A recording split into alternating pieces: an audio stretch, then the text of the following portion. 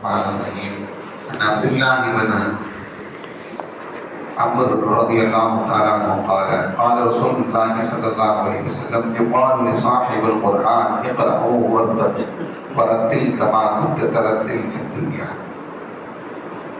கண்ணியத்திற்கும் மரியாதைக்குரிய அல்லாஹ்வின் நல்லடியார்களே, அருமையான சகோதர பெருமக்களே, கர்மநாயகம் ஸல்லல்லாஹு அலைஹி வஸல்லமுடைய பாக்கியம் நிறைந்த நல்லும்மத்துமார்களே, உண்மையாளர்களே, எந்த விஷயத்தை கேட்க இருக்கிறோமோ விஷயத்தின்படி அமல் செய்யக்கூடிய பாக்கியத்தினையும் கேட்ட விஷயங்களை பிறருக்கு எத்தி வைக்கக்கூடிய பாக்கியத்தினையும் அல்லாஹ் நம்முடைய வழங்குவானாக.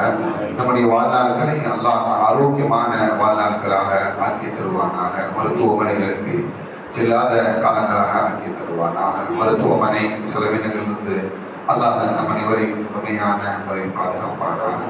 எல்லா விதமான ஆபத்துகள், விபத்துகள், பலாய் முசீபத்துகள், பரவக்கூடிய தொற்று நோய்கள், அனைத்து விதமான பாவ செயல்களிலிருந்தும் அல்லாஹ் நம் அனைவரையும் முழுமையான முறையில் பாதுகாத்து நிம்மதியான, அமைதியான, ராகத்தான, சந்தோஷமான, மகிழ்ச்சியான வாழ்க்கை இந்த உலகத்திலும் நாளை மறு உலகத்திலும் அல்லாஹ் அளவில்லாமல் வழங்கிடுவானாக. நம்முடைய ஹலாலான ஹாஜத்துகள் அனைத்தையும் அல்லாஹ் நிறைவேற்றி தந்திர முடிவானாக. இந்த நல்ல நேரத்தில் துஆ செய்து துவங்குகிறேன். அருமையானவர்களே, ஹஜ்ரத் அப்துல்லா இப்னு அம்ர் ரலியல்லாஹு தஆலா அன்ஹு அறிவிக்கக்கூடிய ஹதீஸ், ஸல்லல்லாஹு அலைஹி வஸல்லம் சொன்னாங்க, யுகாலு லிசாஹிபில் குர்ஆன், நாளை மறுமை நாளையில் இந்த உலகத்தில் குர்ஆனுடனே வாழ்ந்தவர், குர்ஆனை ஓதி அதன்படி நடந்தவர், இந்த உலகத்தில் குர்ஆனுடனே வாழ்ந்த அவருக்கு நாளை மறுமை நாளையில் சொல்லப்படும் லிசாஹிபில் குர்ஆன், குர்ஆன் உடையவருக்கு சொல்லப்படும் இக்ரா, ஓதுங்கள் என்று சொல்லப்படும். மறுமை நாளையில ஓதுங்க அப்படின்னு சொல்லி அவருக்கு சொல்லப்படும். வர்த்தகை, உங்களுடைய நன்மைகளை பெற்றுக் கொள்வதற்கு மேலோக்கி செல்லுங்கள் என்று சொல்லப்படும். உங்களுடைய தரஜாக்களை உயர்த்திக் கொள்வதற்கு நீங்கள் மேலோக்கி செல்லுங்கள் என்று அவருக்கு சொல்லப்படும். வரத்தில் கமா குந்த தரத்தில் ஃபித் துன்யா, இந்த உலகத்தில் எவ்வளவு நிறுத்தி நிதானமாக அழகாக ஓதினீர்களோ, பொறுமையாக ஓதினீர்களோ, அதே போல இப்பொழுது நீங்கள் ஓதுங்கள். உங்களுடைய அந்தஸ்தை நீங்கள் உயர்த்தி கொள்ளுங்கள், மேலோக்கி செல்லுங்கள் என்று இந்த உலகத்தில் குர்ஆனை ஓதிக்கொண்டிருந்தவருக்கு நாளை வறுமை நாளையில் அல்லாஹ் என்ன பண்ணுவான்? குர்ஆனை ஓத சொல்வான் என்று நபிகள் நாயகம் ஸல்லல்லாஹு அலைஹி வஸல்லம் சொல்றார். فإن منزلك عند آخر آية تقرأها, நீங்கள் எங்க ஓதி கடைசி ஆயத்தாக நிறைவு செய்கிறீர்களோ அங்குதான் சொர்க்கத்தில் உங்களுக்குண்டான இடம் இருக்கிறது என்று சொல்லப்படும்.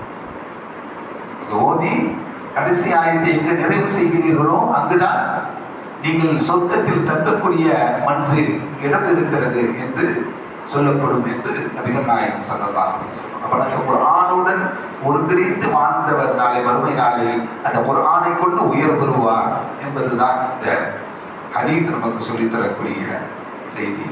இது அஹ்மது, திர்மிதி, அபூ தாவூத், நசாயி போன்ற கிதாபுகளில் இடம்பெறக்கூடிய செய்தி. அதே போல இந்த உலகத்தில் குர்ஆனையே தொடாமல் இருந்தார், குர்ஆனுடைய தொடர்பு இல்லாமல் வாழ்ந்து கொண்டிருக்கக்கூடியவர்களுடைய நிலை, அதுக்கு உதாரணத்தை நபிகள் நாயகம் ஸல்லல்லாஹு அலைஹி வஸல்லம் சொன்னாங்க. இன்னல்லதீ லைஸ ஃபீ ஜௌபிஹி ஷைஉம் மினல் குர்ஆன், யாருடைய உள்ளத்தில் குர்ஆனுடைய சிறிய பகுதி கூட இல்லையோ, யாருடைய உள்ளத்தில் குர்ஆனுடைய கொஞ்சமாவது இல்லையோ, அவர் எதை போன்றவர் தெரியுமா? கல் பைத்தில் ஹர்ப், பால் அடைந்த வீடு. யாருமே நீண்ட காலம் பயன்படுத்தாமல் ஒரு வீடு இருக்கு, அது எப்படி இருக்கும்? அதே போலதான் அவருடைய உள்ளமும் இருக்கும்.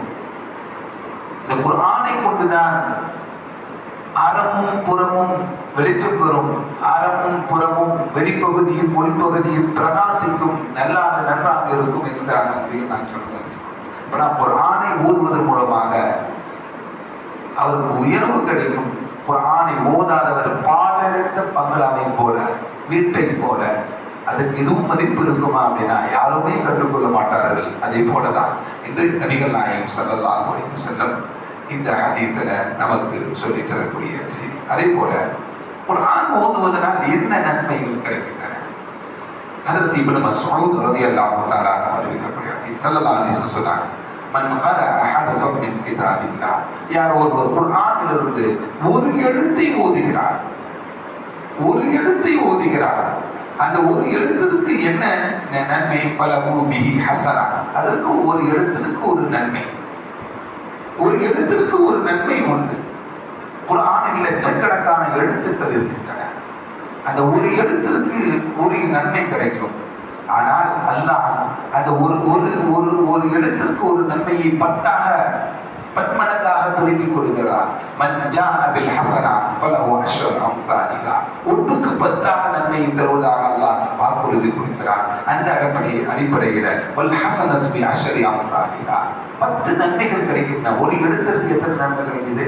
10 நன்மைகள் கிடைக்கிறது என்று நபிகள் நாயகம் ஸல்லல்லாஹு அலைஹி வஸல்லம் நமக்கு சொல்லி காட்டிவிட்டு சொல்வாங்க, லா அகூலு அலிஃப் லாம் மீம் ஹர்ஃபுன். அலிஃப் லாம் மீம் என்று தொடங்கக்கூடிய அந்த எழுத்துக்கள் அது ஒரு எழுத்து அல்ல என்று சொன்னாங்க ஸல்லல்லாஹு அலைஹி வஸல்லம். அலிஃப் லாம் மீம் என்று சொல்லக்கூடிய அது ஒரு எழுத்து அல்ல.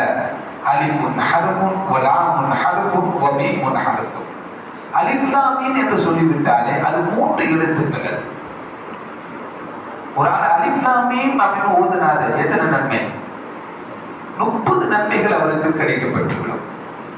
ஹதீஸுக்கு விளக்க உரை எழுதக்கூடிய பெருமக்கள் சொல்லுவார்கள், நீங்கள் அலிஃபை உச்சரிப்பதற்கும் நீங்கள் 3 எழுத்துக்களை உச்சரிக்க வேண்டும். அ டி இஃப் இருக்கா? அப்பனா எத்தனை? ஒரு எழுத்திற்கு எத்தனை நன்மை கிடைக்குது? 30 நன்மைகள். அலிஃப் லாம் மீம் ஓதிட்டாலே எத்தனை நன்மை கிடைக்கிறது? 90 நன்மைகள் கிடைக்கிறது என்று பெருமக்கள் விளக்கம் சொல்லக்கூடியவர்கள் நமக்கு சொல்வார்கள். அப்பனா ஒவ்வொரு எழுத்திற்கும் நன்மை அது பன்மடங்குகளாக பெருக்கி கொடுக்கப்படுகிறது.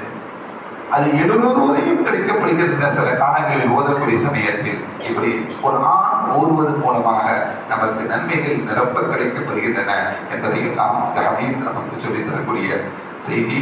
வல்லல்லாஹு நம் அனைவரையும் ஸல்லல்லாஹு அலைஹி வஸல்லம்